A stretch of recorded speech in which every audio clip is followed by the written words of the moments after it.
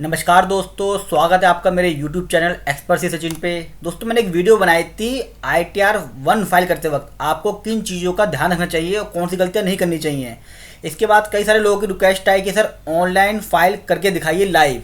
तो ये video live file पर है। आप इस वीडियो को देख के अपनी ITR 1 को फाइल कर सकते हैं और उसे देखने से पहले दोस्तों इस वीडियो को जरूर देख लें या बाद में देख लें ताकि कोई भी गलती ना हो और रिफंड जो है वो 3 दिन में आ जाए। चलिए अब मैं आपको सीधा ऑनलाइन फाइलिंग करके दिखाता हूँ।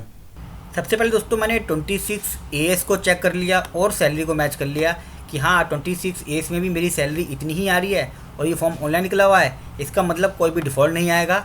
अब मैं अपनी ITR 1 को भर सकता हूँ क्योंकि दोनों चीज़ें मैच हैं। और ये भी चेक कर लिया फॉर्म 16 में कि भैया कोई एडिशनल क्लेम रह तो नहीं गया था जो मुझे डालना है और मेरा फॉर्म 16 बिल्कुल ठीक है या नहीं, ये भी मैं चेक कर लिया।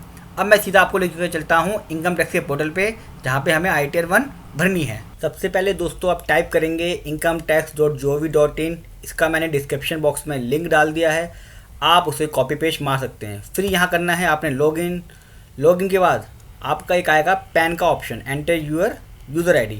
ये मैंने पैन नंबर डाल दिया, कंटिन्यू करेंगे। फिर पूछिएगा प्लीज़ कन्फर्म कर देंगे एक्सेस है कि नहीं, कोई आपका हैक तो नहीं कर रहा। उसके बाद आएगा दोस्तों पासवर्ड डालता हूँ चिंग चोंग शू शिंग शुंग शांग कुंचू काम शुम शिंग शो। बहुत ही मुश्किल पासवर्ड है दोस्तों, मेरा खुलने में बड़ी दिक्कत आती है इसमें, आप याद नहीं कर पाओगे। तो अब ये मेरा पोर्टल खुल चुका है, यानी कि यहाँ पे आ रहा है आपका नाम आ जाएगा, इंडिविजुअल्स आ जाएगा और ये आपकी सारी चीज़ें आ जाएंगी। थोड़ा बता देता हूँ, इनकम टैक्स रिटर्न का ऑप्शन यहाँ आएगा, फाइल कर सकते हैं, व्यू पुरानी यहाँ से देख सकते हैं आप अपनी, और 26 AS जो मैंने वेरीफाई करा है वो यहाँ से करा है। 26 AS मेरा मैच है। अब मैं सीधा भरूँगा फाइल ITR, ये मैंने दबा दिया। यहाँ पूछेगा किस साल की भर रहे हो, भाई पुरानी भर रहे हो तो पुरानी, हम भर रहे हैं करंट ईयर की AY 21। उसके बाद ऑडिट तो आपका कभी नहीं होगा, ITR 1 है, यहाँ पे आपको कंटिन्यू करना पड़ेगा। कंटिन्यू के बाद पूछिएगा ऑनलाइन भरना चाह रहे हैं ऑफलाइन। ITR 1 और ITR 4 मैं हमेशा प्रेफर करूँगा आप इसे ऑनलाइन ही भरें, आधा डाटा तो आपका ऑटोमेटिक आ जाएगा। अभी हम क्योंकि नए भर रहे हैं तो कोई डाटा सेव नहीं है। वो कह रहा है क्या आप एक फ्रेश इनकम टैक्स रिटर्न भर रहे हैं, यस हम फ्रेश भर रहे हैं। फ्रेश के बाद आप इंडिविजुअल्स हैं, जैसे मैं सचिन हूँ, आरती है, टोना है, ये सब चीज़ इंडिविजुअल्स में आती हैं, HF अलग है और फिर अदर में और ऑप्शन आ जाएंगे। मैं मानता हूँ कि इंडिविजुअल्स के कर रहे हैं हम, और से फिर कंटिन्यू कर देते हैं। कंटिन्यू के बाद पूछ रहा है कौन सा फॉर्म है, क्योंकि सैलरी वाला आइटम है मेरा, मैं आज सैलरी की भर रहा हूँ तो मैं सेलेक्ट करूँगा ITR 1। ITR 1 के बाद आप थोड़ा नीचे जाएंगे तो लिखा आएगा प्रोसीड विथ ITR 1, यानी कि आप आइटम भरने के लिए तैयार हो जाइए। ITR 1 जब भरेंगे तो बोलेगा चलिए स्टार्ट करते हैं। देखिए यहाँ थोड़ा सा दिखा दूँ, नीचे बता रहा है कि आपको अपने फॉर्म 16 तैयार रखने हैं, हाउस रेंट की रिसिप्ट, इन्वेस्टमेंट वगैरह ये सब चीज़ें ध्यान रखनी ताकि आपको कोई भी दिक्कत ना आए। मैंने पहले ही सब चीज़ पढ़ ली है और मैं मानता हूँ आपने भी सब चीज़ें तैयार करके देख ली होंगी पहले ही। फिर उसके बाद ऑप्शन आता है किस वजह से आप ITR भर रहे हो, यानी कि ITR 1 भर क्यों रहे हो। क्या आपकी इनकम टैक्सेबल है, यानी कि वही 2.5 लाख से ऊपर है, 5 लाख से ऊपर है, 10 लाख से ऊपर है जिस पर टैक्स लग गया है, या इन 3 वजह से ही भर सकते हो, यानी कि आपकी इनकम तो नहीं है लेकिन आप इन 3 कंडीशंस में आ रहे हो। क्योंकि मेरी इनकम टैक्सेबल इनकम से ऊपर है इसलिए मैं इसको एग्जम्पशन लिमिट से ऊपर है तो इसलिए इसको भर रहा हूँ। इसे कर दिया मैंने कंटिन्यू। अब दोस्तों यहाँ पे ऑटोमेटिक 5 स्टेप हैं। पहला है पर्सनल इन्फॉर्मेशन भरनी है, फिर ग्रोस टोटल इनकम, फिर टोटल डिडक्शन, कितना टैक्स पे करा है और टोटल टैक्स लायबिलिटी आएगा। उसके बाद ई वेरिफिकेशन। एक एक स्टेप यहाँ बताता चलूँगा आपको। सबसे पहले आपको क्लिक करना है पर्सनल इन्फॉर्मेशन। ये एक स्टेप वाइज स्टेप प्रोसेस है, आपको पहले पे क्लिक करना पड़ेगा। एक बार अपनी डिटेल को यहाँ पे चेक कर लीजिएगा कि भैया मेरा प्रोफाइल ठीक है, ईमेल ID मोबाइल नंबर बिल्कुल ठीक है। अगर गलत है तो यहाँ से आप एडिट कर दीजिएगा। अब पूछेगा कौन सा एम्प्लॉयमेंट है, इसमें ऑप्शन आते हैं स्टेट सेंट्रल गवर्नमेंट में हो, आप स्टेट गवर्नमेंट में हो, PSU में हो, पेंशनर हो या अदर हो। मेरा केस क्योंकि PSU का नहीं है, सेंट्रल गवर्नमेंट का है तो मैं सेंट्रल गवर्नमेंट डालूंगा। अगर मैं स्टेट में हूँ तो स्टेट में डालूंगा। मैं यहाँ पे स्टेट गवर्नमेंट सिलेक्ट कर लेता हूँ क्योंकि मेरा केस स्टेट गवर्नमेंट वाला ही है। यहाँ पे 3 तरह की पूछता है किस सेक्शन में आप ITR भर रहे हो, यानी कि बिफोर ड्यू डेट है, आप ड्यू डेट के बाद भर रहे हो। यहाँ पे आपने रिटर्न भरी थी 139(1) में, गलत हो गई है तो आप रिवाइज करोगे, इसके अंदर ऑटोमेटिक आएगा। मान लीजिए आपने इसे भर दिया है और जब दोबारा भरोगे तो ऑटोमेटिक यहाँ पे क्या होगा दिखाएगा, अपना आप आ जाएगा। ये है 119(2)B में आफ्टर कंडोनेशन ऑफ डिले। कई बार हम यहाँ भी भूल जाते हैं भरना, यहाँ भी भूलना भर जाते हैं, तो फिर हम क्या करते हैं एक CBDT को लेटर लिखते हैं, माफ़ी मांगते हैं कि भैया हमसे गलती हो गई, हम भर नहीं पाए, ये सिचुएशन थी, कोरोना हो गया या बाढ़ आ गई, जो भी है। इसमें वो हमको अप्रूवल देता है और फिर यहाँ पे हम क्लिक करके उस ITR को भर देते हैं। जैसे कई बार लॉस हो गया, नहीं भर पाए, हमें फ़ायदा था लेना था तो आप यहाँ पे एप्लीकेशन भी दे सकते हैं। अगर किसी नोटिस में आया है तो नोटिस के सेक्शन सारे ये वाले हैं, फिर आप नोटिस में भरोगे। अभी हम क्या भर रहे हैं, सिंपल सी ITR भर रहे हैं, ITR 1 सैलरी वालों के लिए। तो इस तरीके से आप इसको सिलेक्ट करके नीचे भर सकते हैं। फिर पूछेगा क्या ऑप्ट कर रहे हो आप, पुराना वाला कि नया वाला। दोस्तों मैं मान के चलता हूँ कि आपने डिसीजन ले लिया होगा, इसमें मैंने वीडियो बनाए रखी है, तो मान के चलता हूँ कि भैया मैं इसको सिलेक्ट नहीं कर रहा हूँ, मैं जो मेरा फॉर्म 16 है मैं उसको लेके ही चलूँगा, मैं नया वाला इसको सिलेक्ट नहीं कर रहा। मेरे को पुराने वाले में ही फ़ायदा है, फॉर्म 16 में भी पुराना था, अब भी पुराना है। आपके पास चॉइस है, फॉर्म 16 में कुछ और था, अब कुछ और, आप इसको सिलेक्ट कर सकते हो। इस चीज़ में आपको कोई भी दिक्कत नहीं आएगी। यहाँ दोस्तों आपका एक बैंक अकाउंट देगा, लिखा होगा वैलिडेटेड, यानी कि जो अकाउंट नंबर है इसमें जो आपका मोबाइल नंबर है और पैन नंबर है वो अटैच है, और सेम आप उसको वैलिडेट करा चुके हो। जब तक वैलिडेट नहीं होगा आपका रिफंड इसके अंदर नहीं आएगा, एक अकाउंट को वैलिडेट करना पड़ेगा। मेरा अकाउंट वैलिडेटेड है तो मैंने इसको क्लिक कर दिया रिफंड के लिए, क्योंकि मेरे केस में रिफंड बन रहा है 42,000 के आसपास का। फिर मैं इसे कन्फर्म कर दूंगा। कन्फर्म करने के बाद आगे दोस्तों पहला इन्फॉर्मेशन हो गया। अब सेकंड है gross total income. Gross total income देखिए यहाँ कन्फर्म लिखा हुआ आ रहा है, इसका मतलब ये पेज में पूरा कर चुका हूँ। जैसे से आप करते जाएंगे भरते जाएंगे आपका लिखा हुआ आ जाएगा कन्फर्म। अब मैं आपकी ग्रॉस टोटल इनकम पे डालना चाहता हूँ। सबसे पहले आ रहा है दोस्तों यहाँ पे सैलरी की एग्जम्पशन। कितने सारे हेड हैं जो आपके फॉर्म 16 में होते हैं और जो माफ़ होते हैं, यानी कि आपको खर्चा मिला है ऑफिस से और आपने टूर एंड ट्रैवल पे खर्च कर दिया, आने आने खर्चा। अगर है तो यस करके अमाउंट डाल दीजिएगा। ये देखिए मैंने यस करा, यहाँ पे अमाउंट का ऑप्शन खुल गया। लेकिन मेरे केस में एक भी चीज़ नहीं है, सब जगह नो कर देता हूँ मैं। यहाँ पे नो करना ज़रूरी है, नहीं है तो नो कर दीजिए। मेरा HRA वाला भी क्लेम नहीं है, अगर आपका HRA वाला है तो यहाँ करना पड़ेगा। ध्यान रखिएगा HRA अगर फॉर्म 16 में है तो ही यहाँ भरिएगा। अगर फॉर्म 16 में HRA नहीं है और आप एक्चुअल में HRA क्लेम करना चाहते हो तो फिर आपको ITR 2 भरनी पड़ेगी। यहाँ पे आप ये चीज़ नहीं कर सकते, क्योंकि आपके पास इनकम टैक्स का नोटिस आ जाएगा। जो मैंने वीडियो बनाई थी ITR 1 वाली, उसमें भी बताया था। कोई अदर क्लेम है, अदर क्लेम में बहुत सारे आती है बेनिफिट्स, उसका है, दिखा देता हूँ एक बार। मेरा नहीं है फिर भी एक बार ये रहे जो माफ़ होते हैं, जैसे ग्रेचुटी है, डेथ के बाद ये सब माफ़ होती हैं। ये सब एग्जम्पशन वाले हैं, यानी कि सैलरी पे मिलता तो है लेकिन ये माफ़ होती है।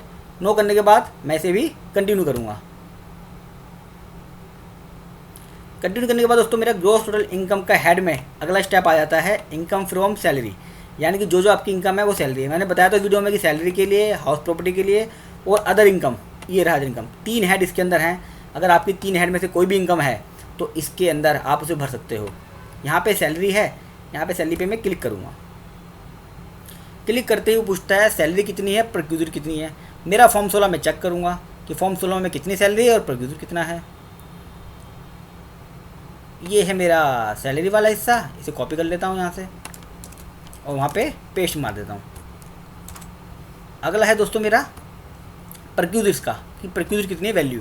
यहाँ पे मैं देखूँगा फॉर्म 16 में प्रोक्यूजर है 30,060 रुपये का, तो मैं यहाँ डाल दूँगा इसे कॉपी करके। ये आपने फॉर्म भर दिया। इसके बाद इसमें कुछ नहीं डालना आपने, एग्जम्पशन है कुछ, अगर एग्जम्पशन है जो मैं आपको वहाँ दिखाया LTA की, HRA की, वो सब यहाँ पे आप डाल सकते हैं। इसके बाद मैं क्या करूँगा, इसको सेव कर लूँगा। मेरे केस में ये नहीं है। 50,000 की डिडक्शन ऑटोमेटिक लेता है, आपको नहीं डालनी है। अगर आप किसी ऐसे स्टेट में हैं जहाँ एंटरटेनमेंट अलाउंस है, प्रोफेशनल डाल सकता है, मुंबई है, कलकत्ता है, तो आप उसका बेनिफिट भी यहाँ ले सकते हैं अगर फॉर्म 16 में दिया हुआ है। देखिए यहाँ मेरी सैलरी मैच हो रही है 34,21,910। मैं इसको एक बार वेरीफाई जरूर करूँगा कि भैया आफ्टर डिडक्शन यही आ रही है क्या, 34,21,910, तो इसका मतलब ये ठीक है। अब मैं इसको सेव कर लेता हूँ। सेव करने के बाद अगला ऑप्शन आता है इनकम फ्रॉम हाउस प्रॉपर्टी। अगर आपकी इनकम फ्रॉम हाउस प्रॉपर्टी कोई है तो आप यहाँ डालोगे, या जो लोन का इंटरेस्ट है वो भी यहाँ डालोगे। मैं यहाँ सेलेक्ट करता हूँ सेल्फ। 3 ऑप्शन आते हैं, सेल्फ ऑक्यूपाइड यानी कि आप उसी घर में रह रहे हैं और लोन के ऊपर इंटरेस्ट पे कर रहे हैं। अगर किराए का घर है तो लेटआउट पे क्लिक करेंगे। डीम लेटआउट का मतलब है आप उस घर में रह नहीं रहे हो और आपके 2 3 घर हैं, तो जो घर खाली होते हैं उसको भी डीम लेटआउट मान लिया जाता है इनकम टैक्स में। यहाँ सेल्फ ऑक्यूपाइड करता हूँ क्योंकि यहाँ पे हमें इंटरेस्ट का बेनिफिट लेना है। अब मेरे केस में इंटरेस्ट है 1,99,000 रुपये का, ऑटोमेटिक आ रहा है, अच्छी बात है ये। इसको मैं सेव कर लूँगा। देखिए यहाँ मैंने पॉजिटिव फिगर डाली है, यहाँ पे ऑटोमेटिक नेगेटिव हो गया, यानी कि मेरी ये सैलरी की इनकम में से माफ़ हो जाएगा। इसको मैंने सेव कर दिया। इसके बाद मैं आता हूँ अदर इनकम पे। अदर इनकम के अंदर क्या हो सकती है आपकी, एक बार चेक कर लेते हैं। क्या आपका सेविंग बैंक से कोई इंटरेस्ट है? अगर सेविंग से कोई इंटरेस्ट है, एक सर्टिफिकेट मिलता है बैंक से, वो लेके देख लीजिएगा। पिछली बार जितने भी लोगों ने, स्पेशली सैलरी वालों ने, इसको भरा नहीं था और सबके पास नोटिस गए हैं, अब बैंक वाला सेविंग अकाउंट की डिटेल भी भेज रहा है इनकम टैक्स को कि भैया इसी आदमी ने इतना इंटरेस्ट कमाया है और चेक कर लो ITR में दिखाया है या नहीं। तो मेरे केस में भी है क्योंकि सैलरी मोटी है। ये मेरा बना है 20,980 रुपये का जो इंटरेस्ट है। अभी इसके अगेंस्ट 10,000 रुपये की एग्जम्पशन भी लूँगा आगे जाके, लेकिन अभी फ़िलहाल क्या है, मेरा सेविंग का इंटरेस्ट है। कोई मेरी एफडी की इनकम नहीं है, सब में नो ऑटोमेटिक आ रहा है। अगर नहीं आएगा तो आपको करना पड़ेगा। ये करने के बाद मेरी कोई डिविडेंड इनकम भी नहीं, कोई अदर इनकम नहीं है, इंटरेस्ट इनकम टैक्स रिफंड से आया वो आएगा यहाँ पे, मेरा इसमें से कुछ भी नहीं है। फिर मैं कर दूँगा कंटिन्यू। कंटिन्यू के बाद मेरा अदर इनकम का भी भर गया, ये सारा भर गया। अब यहाँ पे मेरी ग्रॉस टोटल इनकम आ रही है 32,92,791, क्योंकि मेरे फॉर्म 16 में इंटरेस्ट इनकम नहीं थी तो मैंने यहाँ ले ली है। तो फॉर्म 16 में और इसमें इस समय फ़र्क आ जाएगा। हालांकि मैंने दिखाया है आप अपनी इनकम को आइटम में बढ़ा सकते हो, कम नहीं कर सकते एज़ कम्पेयर टू फॉर्म 16, वरना नोटिस आ जाएगा। इसको फिर मैं कंफर्म करता हूँ। अब देखिए यहाँ पहला ऑप्शन कंफर्म हो गया, ग्रॉस टोटल इनकम का भी कंफर्म हो गया, इनकम बाहर आ रही है। अब मैं डालूंगा टैक्स डिडक्शन, यानी कि जो 80C की होती है, 80D की है, एजुकेशन लोन लिया है, वो सब यहाँ पे आते हैं आपके। क्या आप कोई डिडक्शन क्लेम कर रहे हो डोनेशन की? देखिए यस, मेरे फॉर्म 16 में है, शायद PM केयर फंड को दिया था, ये रही डोनेशन। तो यहाँ पे आप क्या करेंगे, इस डोनेशन पे यस कर देंगे। यस करने के लिए वो कहेगा आपके लिए शेड्यूल 80G अलग से खुल जाएगा। अभी दिखाऊंगा कहाँ भरना है। क्या डिडक्शन साइंटिफिक रिसर्च की है? ये भी नहीं है। मेरे फॉर्म 16 में सिर्फ 80C की है, तो मैं 80C की ले लेता हूँ। ये रहा 80C वाला, यहाँ पे यस कर देता हूँ। यहाँ पे अमाउंट डाल देता हूँ 1.5 लाख का। कंफर्म करते हैं एक बार फॉर्म 16 से कि क्या 1.5 लाख की सेविंग है, कहीं और तो नहीं है। 1.5 लाख की है, इसके अलावा कुछ भी नहीं है। 1.5 लाख करने के बाद पूछ रहा है क्या NPS वाले में है? नो। ये इस पर बना चुका हूँ वीडियो की कौन कौन सी डिडक्शन कैसे कैसे आप ले सकते हो। अगर आपका कोई मेडिकल प्रीमियम दिया हुआ अपने पेरेंट्स का या अपना, वो भी आप यहाँ पे क्लेम कर सकते हो।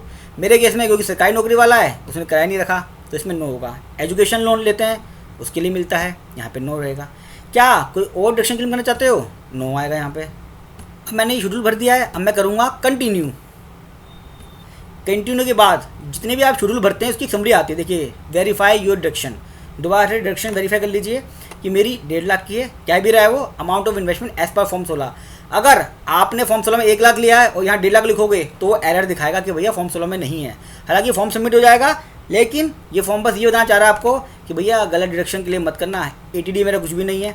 अब यहाँ पे आपका 80G वाला आ जाएगा, ये आगे 80G का और ये आगे 80TTA का, क्योंकि मैंने वहाँ पे 20,000 कुछ इंटरेस्ट की इनकम दिखाई थी और उसमें से 10,000 माफ़ है, तो मैं 10,000 यहाँ पे सिलेक्ट कर लेता हूँ और उसको मैंने ऐड कर दिया। देखिए कह रहा है deduction under section 80TTA is more than deduction detail provide by employer, यानी कि उस केस में ना तो मैंने इंटरेस्ट इनकम ली थी और ना ही मैं डिडक्शन लिया, इसलिए वार्निंग दे रहा है, लेकिन ये ऐड हो जाएगा। ये बताना चाहता है आपको कि भैया ध्यान रखना है ऐड करते वक्त, ऐसा ना हो कि आपकी वो हो जाए, केस लग जाए। तो कोई बात नहीं, हमारा तो जेन्युइन है, हमने इनकम भी लिए और डिडक्शन भी ले रहे हैं। अब आता हूँ मैं 80G, जो हमने PM केयर फंड को दिया है। 80G का शेड्यूल अलग से खुलेगा, आप इसे भर सकते हो। इसके अंदर 4 ऑप्शन आएंगे मोटा मोटा, आप देखेंगे तो 100% डिडक्शन विदाउट क्वालिफाइंग लिमिट, ज़्यादातर गवर्नमेंट की जितनी भी डोनेशन होती हैं इसमें आती हैं। इसके अंदर कुछ बड़े बड़े फाउंडेशंस आते हैं और 99% आप इसमें क्वालिफाई करोगे। ये पता कैसे चलेगा? जो आपकी स्लिप है, जब आप डोनेशन करते हो आपको स्लिप मिलती है, उसके अंदर ये चीज़ लिखी होती है और आप उससे भी पूछ सकते हो कि भैया कौन सी डिडक्शन मिलेगी मेरे को, 50% वाली, 100% वाली, qualifying limit, without qualifying limit. अब यहाँ पे पैन ऑफ डोनर और नेम ऑफ डोनी आएगा। अब मैं इसको यहाँ से कॉपी पेस्ट कर लेता हूँ। ये मैंने निकाल लिया है pan number PM care fund का, डिस्क्रिप्शन बॉक्स में डाल दिया है। अगर आपके पास है तो ठीक है, वरना आप यहाँ से इसको ले सकते हो। यहाँ पे मैंने ये पूरी डिटेल डाल दी है, PM केयर फंड का नाम, उसका pan number, address, pin code. मैंने डोनेशन दी है 1443 रुपये। एक बार चेक कर लेते हैं कि कितनी आ रही है फॉर्म 16 में।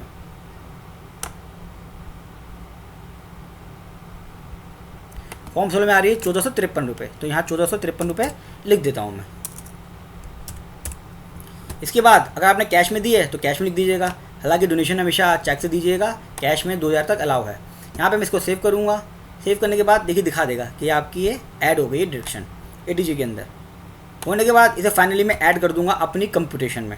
अब कंप्यूटेशन में ऐड होने के बाद दोस्तों मेरा वाला जो पेज है डिडक्शन वाला, वो भी ऑलमोस्ट तैयार हो गया है। अभी पूरा दिखा रहा है 80C वाली, इतनी करते करते मेरी आ गई है डिडक्शन 1,61,453, और ये बता भी रहा है कि आपके फॉर्म 16 में मिसमैच है। फॉर्म 16 में कितनी आ रही है मेरी, देख लेते हैं एक बार। फॉर्म 16 में आ रही है 1,51,453 और यहाँ आ रही है 1,61, तो यानी कि 10,000 की सेविंग की मैंने एक्स्ट्रा ली है, क्योंकि मैंने इनकम दिखाई है तो उसकी डिडक्शन भी ले ली है। तो कोई दिक्कत नहीं है, कन्फर्म कर दीजिए। कन्फर्म करने के बाद दोस्तों मेरा वाला पेज भी, डिडक्शन वाला भी कन्फर्म हो गया। ये देखिए अब कितना टैक्स पे करना है, मतलब कितना टैक्स बनता है मेरा। ये भी देख लेते हैं एक बार। Detail of tax deducted at source, कितना टी डी एस कटा है मेरा 8,24,594। यहाँ से इसकी डिटेल आप चेक कर सकते हैं। देखिए सैलरी भी मैच हो रही है और टी डी एस भी मेरा मैच है फॉर्म 16 से। यहाँ पे अगर आपका टी डी एस सैलरी या टी डी एस कुछ भी कम आ रहा है, मान लीजिए सैलरी आती है 34 लाख की जगह 32 लाख और यहाँ आता टी डी एस 7 लाख, तो मैं क्या करता इसको ठीक कर देता मैनुअली कि भैया गलती हो गई है अभी मैं ठीक कराऊंगा। या ये कम आता 8,24,000 की जगह ये सिर्फ 8 लाख आ रहा होता, मैं 24,594 का और क्रेडिट ले लेता ताकि जब भी एम्प्लॉय ठीक करेगा ऑटोमेटिक क्रेडिट मिल जाएगा मेरे को। यहाँ पे मेरा दिखाएगा टोटल टैक्स जो पेड हो रहा है, जितने भी ऑप्शन है आपके सारे आएंगे ऑप्शन इसके अंदर। फॉर्म 16C वाला है, TCS कट रहा है, कारवार ले लो, कारवार लिए उसे भी कटता है, कोई एडवांस टैक्स जमा करा है या सेल्फ असेसमेंट टैक्स वो भी इसमें आ गया है। टोटल टैक्स जो मेरा काटा है एम्प्लॉयर ने वो 8,24,594 है। इसको मैं कंफर्म कर देता हूँ। कंफर्म करने के बाद अब आएगा टोटल टैक्स लायबिलिटी, आपकी बनती कितनी थी। यहाँ पे देखिए दोस्तों ऑटोमेटिक आ रहा है मेरी जो लायबिलिटी बन रही है। पहले टैक्सेबल इनकम कितनी थी ये आ रहा है, इतनी टैक्सेबल इनकम है, मैंने माइनस कर दिया, मेरी आगे टैक्सेबल इनकम 31,31,340। उसके ऊपर टैक्स बनता है बेसिक 751,902, उस पर सेस लग के टोटल आ गया 781,978। यानी कि इतना टैक्स मुझे बाकायदा पे करना है। अब क्योंकि मैं ज़्यादा पे कर चुका हूँ तो मैं इसे रिफंड लूँगा। मैं कंफर्म कर रहा हूँ कि हाँ भैया जो भी है ये बिल्कुल ठीक है, टैक्स इतना ही बनता है, मैंने सेल्फ कंप्यूटेशन भी बनाई थी। अब इसके बाद दोस्तों प्रोसीड कर देंगे, दिखाएगा कि भैया आपका क्या बन रहा है, पेबल आ रहा है, रिफंड आ रहा है। ये देखिए मेरा रिफंड था 42,620। मैंने शुरुआत में कहा था ना कि मेरा 42,000 का रिफंड बनता है मोटा मोटा, तो मेरी कैलकुलेशन ठीक आई है। अब यहाँ पे दोस्तों एक समरी आ जाएगी आपकी पूरी कि कितनी इनकम थी, कितनी डिडक्शन ली, कितना टैक्स बना, क्या रिफंड आ रहा है। ये देखिए इसी हिसाब से एक्नॉलेजमेंट नंबर भी इसी हिसाब से मिलेगा। अब मैं चाहता हूँ कि एक बार अपनी ITR को प्रीव्यू देख लूँ, भैया जो भरा है वो ठीक है कि नहीं है। अगर आप ITR 1 भर रहे हैं, ज़्यादा झमेला नहीं है, तो फॉर्म 16 ही ऑलमोस्ट कॉपी होगा उसमें। मैं इसको प्रीव्यू कर देता हूँ एक बार। ये देखिए प्रीव्यू करने के बाद पूरा फॉर्म 16 आ गया। ये रहा, कितनी सैलरी थी मैंने ब्रेकअप दिखाया, 50 की डिडक्शन मिली ये आ गया, मैंने इंटरेस्ट लिया वो आ गया, नेगेटिव में ऑटोमेटिक आया। मैंने जो सेविंग का इंटरेस्ट लिया जो उनके अकाउंट के अंदर आया था वो 20,980 रुपये ले लिया। मेरी 32,92,791 टैक्सेबल इनकम हो गई। 1.5 लाख की मैंने और सेविंग पे ले लिया जो मैंने TC में दिखाया। करने के बाद मेरी 31,31,340 रुपये आ गई। अब जिसके ऊपर टैक्स निकलेगा, टैक्स निकला 7,51,000, कटा था मेरा 824। मेरा रिफंड आएगा 2 से 3 दिन के अंदर रिफंड दिला दूँगा दोस्तों। ये दिखाऊंगा अभी मैसेज में कि 3 दिन में रिफंड कैसे आएगा। ये पूरी आपकी ITR है, ATG की आ गई यहाँ पे। बहुत ही बढ़िया फॉर्म लग रहा है मेरे को। यहाँ पे आपका TDS आ गया। मैं फिर कह रहा हूँ अगर कम दिखाएं तो आप एक्स्ट्रा ले लेना उसको। करने के बाद अब वो बोलेगा प्रोसीड करें वैलिडेशन में। दोस्तों यहाँ ध्यान रखना, प्रोसीड टू वैलिडेशन में जो भी एरर आएगी वहाँ पे एक लिंक आता है, उसको आप चेक कर सकते हो। जैसे आपने अपना प्रोफाइल को ठीक नहीं करा, उसमें इंडियन नहीं डाला, एड्रेस नहीं डाला, तो उस तरह की दिक्कत आ सकती है। चलिए मैं देखता हूँ कोई दिक्कत आई नहीं आई, कोई दिक्कत नहीं आई दोस्तों। Validation successful. चार्टर्ड अकाउंटेंट का सबसे बड़ा फ़ायदा यही है कि वो हर चीज़ में पहले से तैयार रहते हैं। अब मैं करूँगा प्रोसीड टू वेरिफिकेशन, यानी कि मुझे इसको वेरीफाई करना है। कैसे करते हैं उसको। अब दोस्तों यहाँ पे देखिए ये ऑप्शन है वेरीफाई नाउ, अभी करिए वेरीफाई लेटर, या आप वहाँ पे भेजोगे। मैं हमेशा बोलता हूँ कि हमेशा ये ऑप्शन चुनें, कभी भी ये वाला और ये वाला ऑप्शन या ये वाला ये ना चुने, हमेशा ये चुने। आप अभी इसको वेरीफाई सबमिट कर दीजिए, वेरीफाई बाद में कराते रहेंगे। क्या होगा, आपने इसे सिलेक्ट कर लिया, आप उसको OTP नहीं आया तो आपकी पूरी मेहनत ख़राब चली जाती है। ड्राफ्ट में सेव हो गया तो बढ़िया है, अगर सेव नहीं हुआ तो नुकसान हो जाता है। अब वेरीफाई करके कैसे कंटिन्यू करूँगा, मेरे पास OTP आएगा, OTP डाल के एक्नॉलेजमेंट आ जाएगी।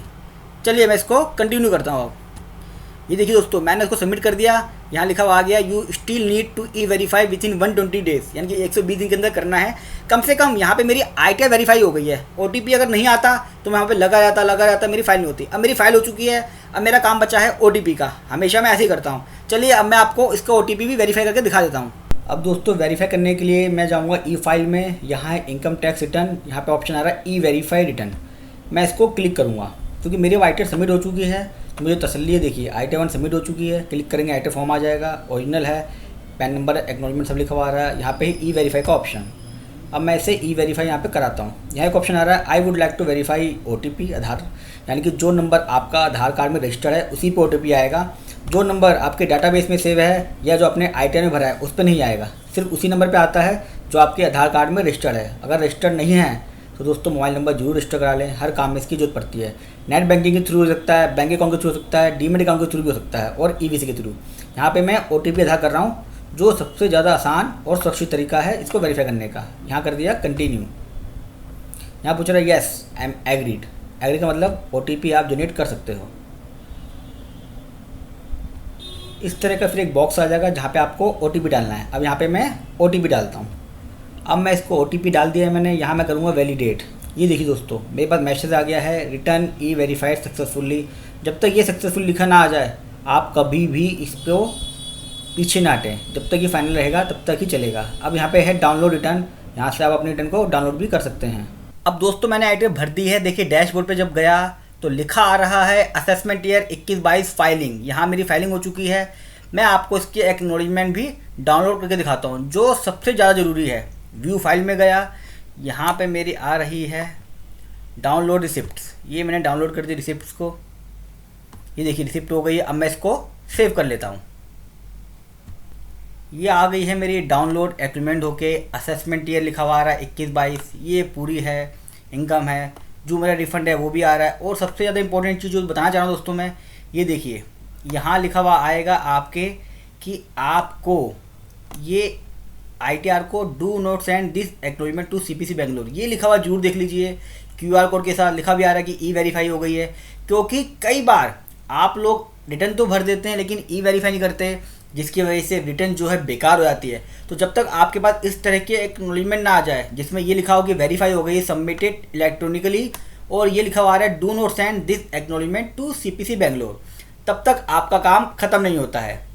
आशा करता हूँ दोस्तों आज की वीडियो में आपको बड़ा मजा आया होगा। अगर वीडियो अच्छी लगी हो तो लाइक कर दीजिएगा, साथ में चैनल को सब्सक्राइब करके बेल आइकन पे ऑल नोटिफिकेशन जरूर करिएगा, ताकि जैसे ही मैं कोई वीडियो अपलोड करूं आपके पास तुरंत एक नोटिफिकेशन आ जाए और आप मेरी कोई भी वीडियो मिस ना करें। आपकी इस वीडियो से रिलेटेड कोई भी क्वेरी है आप मेरे से कमेंट बॉक्स में पूछ लीजिएगा, और साथ में अपने फ्रेंड्स में, रिलेटिव्स में और सर्कल में जितना भी है आपका व्हाट्सएप पे, फेसबुक पे इसको शेयर जरूर कीजिएगा। जल्दी लौटूंगा एक फाइनेंशियल एजुकेशन पे बहुत अच्छी सी वीडियो लेके। तब तक के लिए नमस्कार।